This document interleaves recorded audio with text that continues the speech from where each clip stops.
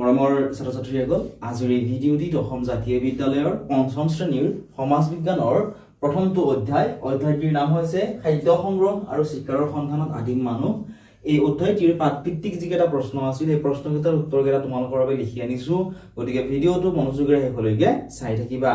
আৰু কুৱেশ্যন আনসাৰখিনি কৰাৰ আগতে তোমালোকক মই যিটো ভিডিঅ'ত ধুনীয়াকৈ বুজাই দিবলৈ চেষ্টা কৰিছিলো সেই ভিডিঅ'টো তোমালোকে চাই ল'বা, তেতিয়া তোমালোকে কুৱেশ্যন আনসাৰখিনি ধুনীয়াকৈ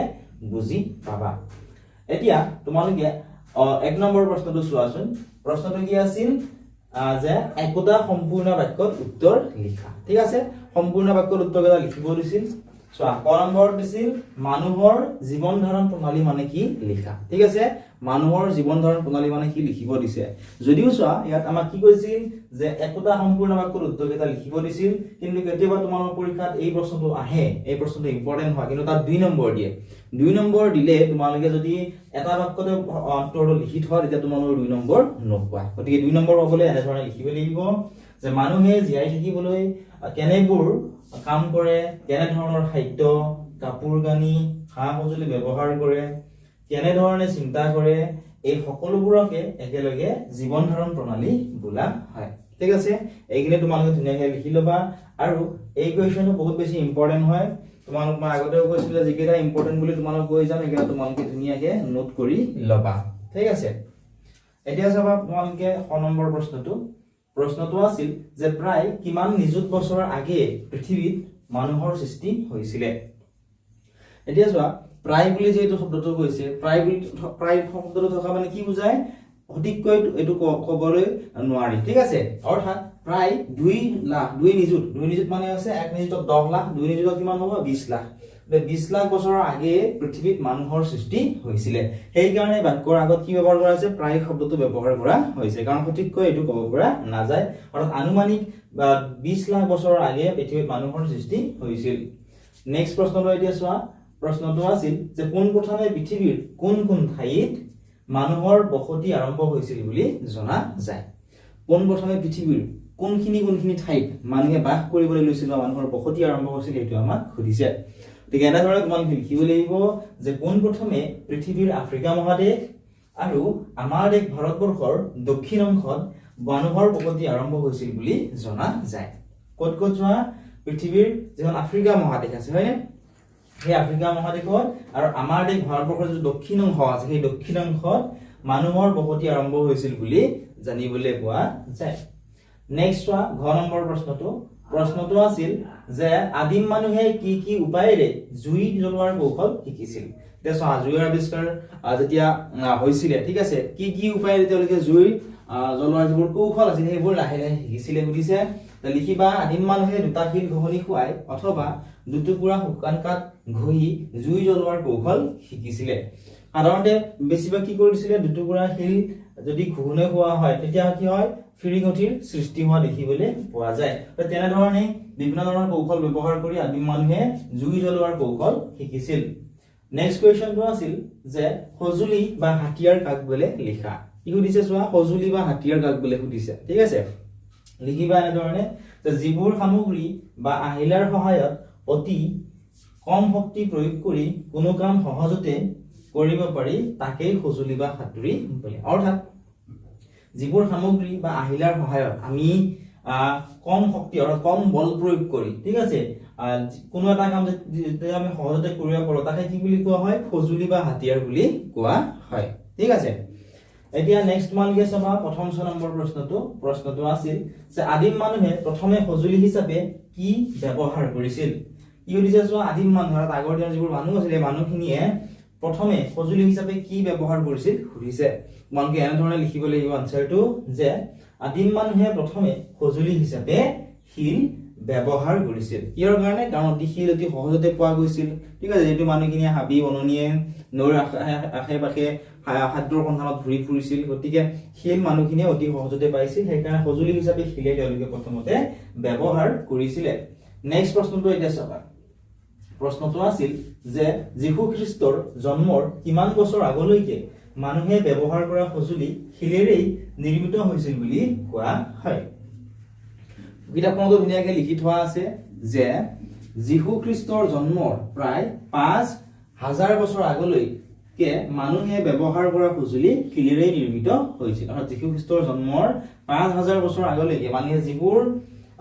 সঁজুলি ব্যৱহাৰ কৰিছিল সেই সকলোবোৰ সঁজুলি শিলেৰে নিৰ্মিত কৰা আছিল ঠিক আছে প্ৰথম অৱস্থাত সেই শিলেৰে নিৰ্মিত সঁজুলিবোৰ কেনেকুৱা আছিল ভটা আছিল সহটা আছিল হয়নে পিছত সেইবোৰ লাহে লাহে এইবোৰ ধাৰ থকা কৰি লোৱা হৈছিল বা উন্নত কৰি লৈছিল নেক্সট ওয়ান শিলৰ উপৰিও আদিম মানুহে আন কি বস্তু সঁজুলি হিচাপে ব্যৱহাৰ কৰিছিল দেখো আদিম মানুহে শিলটো সঁজুলি হিচাপে ব্যৱহাৰ কৰিছিল ইয়াৰ উপৰিও আন কি বস্তু সঁজুলি হিচাপে ব্যৱহাৰ কৰিছিল আমাক সুধিছে লিখিবা এনে ধৰণে যে শিলৰ উপৰিও আদিম মানুহে মৰা জন্তুৰ হাড় শিং আৰু গছৰ ডাল সঁজুলি হিচাপে ব্যৱহাৰ কৰিছিল অৰ্থাৎ তেওঁলোকে এইটো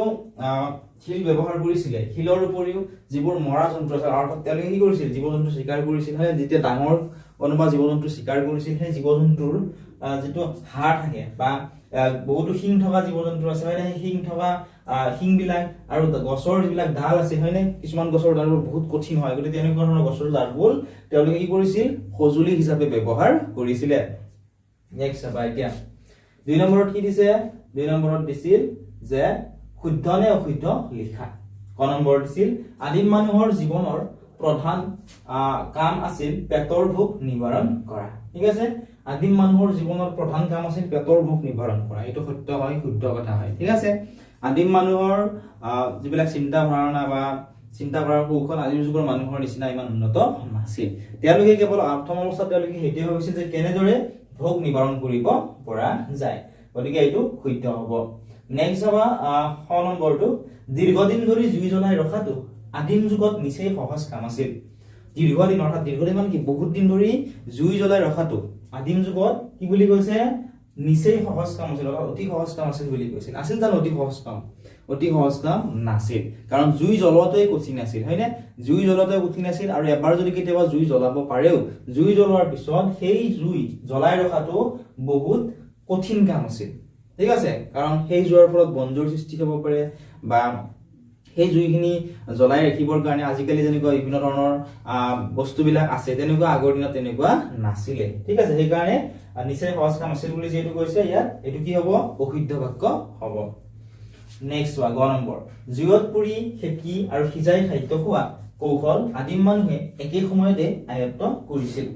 এটো শুদ্ধ হ'বনে এটো শুদ্ধ নহ'ব ইয়াৰ কাৰণে কাৰণ তেওঁলোকে একে সময়তে গোটেইখিনি আয়ত্ত কৰা নাছিল তেওঁলোকে কি কৰিছিল লাহে লাহে জনা হৈছিল প্ৰথম অৱস্থাত তেওঁলোকে কি কৰিছিল শিকাৰ কৰা যিখিনি মঙহ আছিল সেই মঙহখিনি কি কৰিছিল কেঁচাই খাইছিল ঠিক আছে বাকলি গুচাইছিল আৰু কেঁচাই সেই মঙহ সেৱন কৰিছিল অৰ্থাৎ খাইছিল আৰু পিছত লাহে লাহে যেতিয়া ধৰা কেতিয়া বনজুইৰ ফলত কি হয় বনজুই মানে হৈছে বনত লগা জুইৰ ফলত কি হৈছিল কেতিয়াবা ডাঙৰ বহুতো চৰাই জীৱ-জন্তুৰ মৃত্যু হৈছিল হয়নে সেই মৃত্যু হোৱা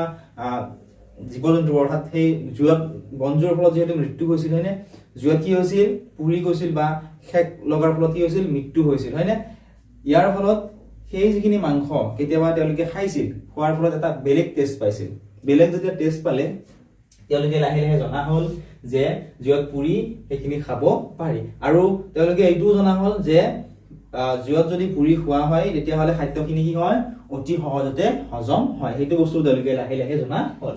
গতিকে ইয়াত যেটো কৈছে একে সময়তে আয়ত্ত কৰিছিল গতিকে এইটো অশুদ্ধই হ'ব নেক্সট আবা কোনো এবিধ সঁজুলি বা হাতিয়াৰ ব্যৱহাৰ কৰাৰ এটা বিশেষ উদ্দেশ্য থাকে হয় কোনো এবিধ সঁজুলি বা হাতিয়াৰ হয়নে ব্যৱহাৰ কৰাৰ এটা বিশেষ উদ্দেশ্য থাকে এটো শুদ্ধ হয় উদ্দেশ্য নোহোৱাকৈ এইবিলাক ব্যৱহাৰ কৰিব জানো সঁজুলি বা হাতিয়াৰ নকৰে কাৰণ সঁজুলি বা হাতিয়াৰ ব্যৱহাৰ কৰি হেতান কাম এটা আমি অতি সহজতে বা অতি কম বল প্ৰয়োগ কৰি আমি কৰিব পাৰো এতিয়া চাবা 9 নম্বৰটো যীশু খ্ৰীষ্টৰ জন্মৰ মাত্ৰ 5000 বছৰ আগৰ সময়খিনিকে নৱপ্ৰস্তৰ যুগ বোলা হয় এটো শুদ্ধ হয় ঠিক আছে নেক্সট চাবা 3 নম্বৰত দিছিলে যথাযথভাৱে উত্তৰ লিখিবলৈ ঠিক আছে কি কৈছে চোৱা যথাযথভাৱে উত্তৰ লিখিবলৈ দিছে ক নম্বৰটো কি দিছে চোৱা আদিম মানুহে সঁজুলি ব্যৱহাৰ কৰাৰ মূল উদ্দেশ্যবোৰ কি আছিল সুধিছে কি সুধিছে চোৱা আদিম মানুহে সঁজুলি ব্যৱহাৰ কৰাৰ মূল উদ্দেশ্য কি আছিল এনে ধৰণে লিখিবা যে আদিম মানুহে সঁজুলি ব্যৱহাৰ কৰাৰ মূল উদ্দেশ্যবোৰ আছিল 1 নম্বৰ বনৰীয়া জন্তুৰ আক্ৰমণৰ পৰা আত্মৰক্ষা কৰা অৰ্থাৎ তেওঁলোকে সঁজুলি ব্যৱহাৰ কিহৰ কাৰণে কৰিছিল যিবিলাক বনৰীয়া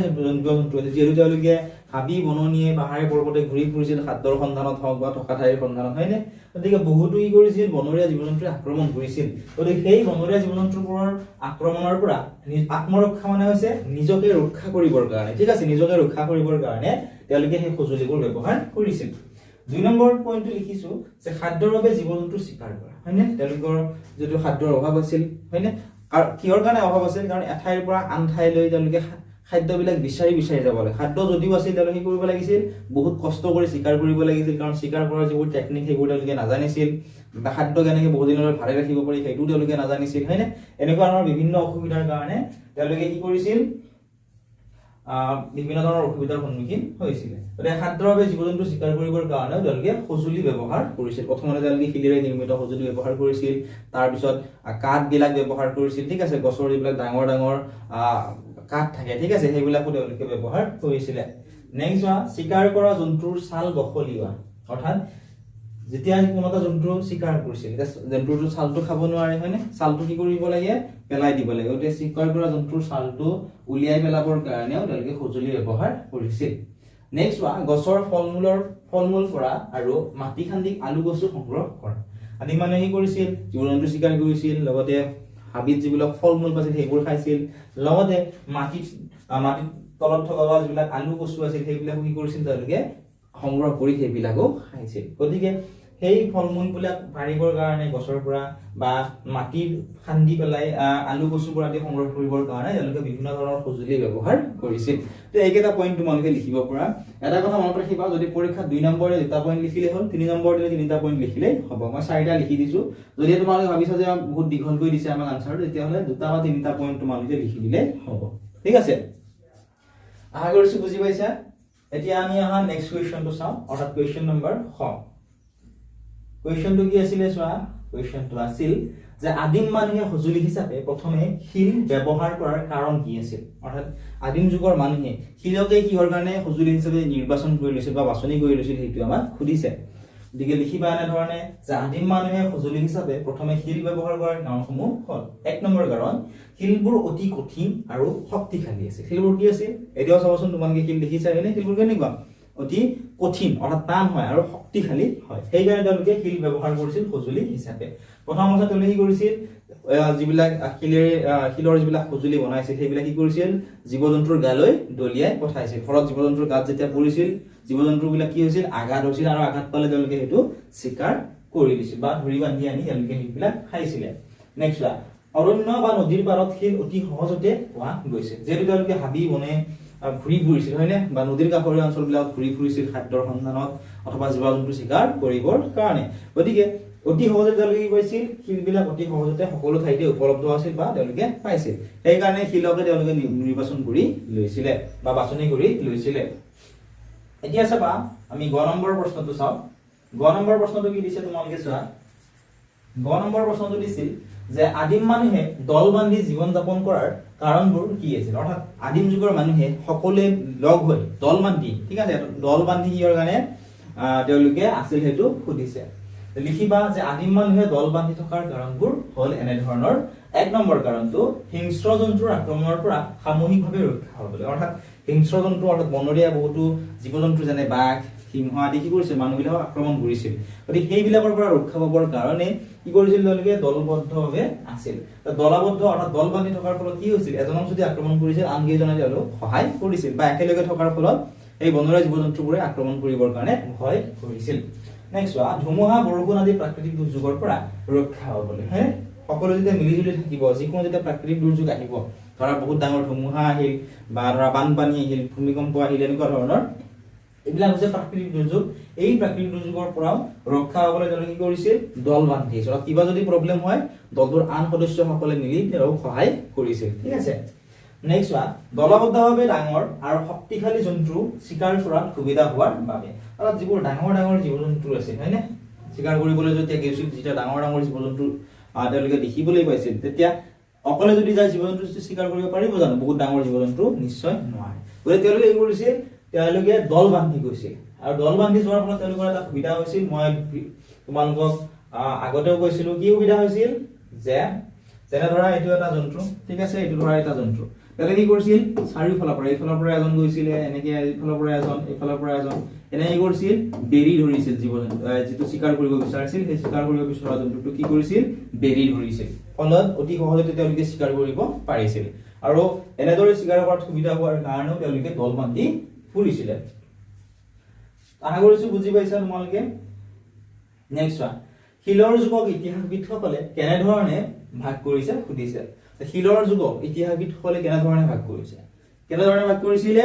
তিনিটা ভাগত ভাগ কৰিছিলে। কি কি আছিলে সেইকেইটা, প্ৰথমটো আছিলে অতি প্ৰত্ন প্ৰস্তৰ যুগ, দ্বিতীয়টো কি আছিল, দ্বিতীয়টো আছিল মধ্য প্ৰস্তৰ যুগ, আৰু তৃতীয়টো কি আছিলে, তৃতীয়টো আছিল নৱ প্ৰস্তৰ যুগ। এই কুৱেশ্যনটো বহুত বেছি ইম্পৰ্টেন্ট হয়, পৰীক্ষাত আহিব পাৰে, তোমালোকে এইটো চাবা, ঠিক আছে। লগতে তোমালোকক জনাব বিচাৰিছো যে আমাৰ এখন অনলাইন ক্লাছ হৈ আছে, যিসকল ছাত্ৰ ছাত্ৰী অনলাইন ক্লাছ কৰিব বিচৰা এতিয়াই ডেছক্ৰিপশ্যনত দিয়া লিংকত ক্লিক কৰি আমাৰ এপটো ডাউনলোড কৰি লোৱা। তাত তোমালোক প্ৰত্যেকটো ছাবজেক্টৰ প্ৰতিটো পাঠ কৰি দিয়া হ'ব, ধুনীয়াকৈ এক্সপ্লেইন কৰি দিয়া হ'ব। আৰু লগতে তোমালোকে পাঠভিত্তিক প্ৰশ্ন উত্তৰ পাবা, এডিশ্যনেল কুৱেশ্যন আনচাৰ পাবা, যিবিলাক কুৱেশ্যন পেপাৰ আছে প্ৰিভিয়াছৰ গোটেইসমূহ পাবা তোমালোকে আনচাৰৰ সৈতে। এতিয়া ডেছক্ৰিপশ্যনত দিয়া লিংকত ক্লিক কৰা আৰু আমাৰ এপটো ডাউনলোড কৰি লোৱা, ঠিক আছে।